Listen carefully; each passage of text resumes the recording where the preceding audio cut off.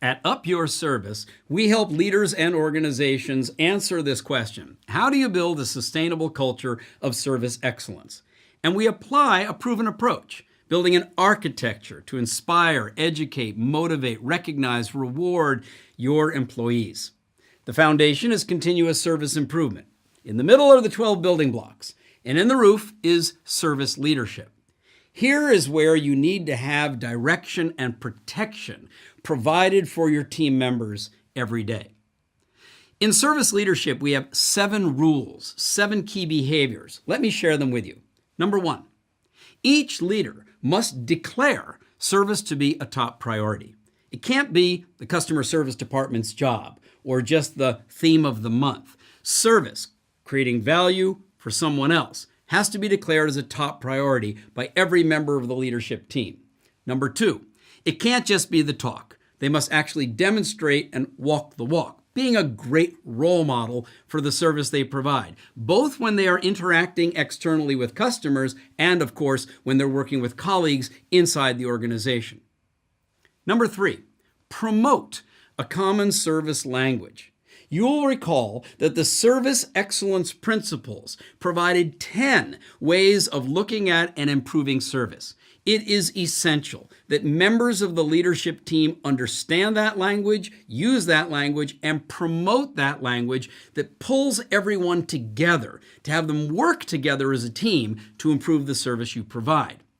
How do you know whether you're actually improving service? How do you know whether your culture of service excellence is getting stronger? Measure what really matters. Now that means measuring, tracking, counting.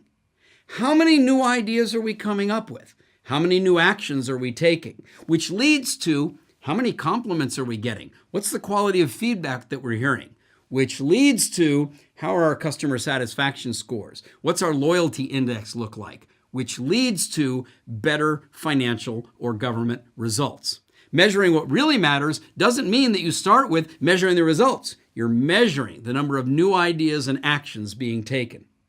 Number 5, you've got to enable your team as well as empower your team.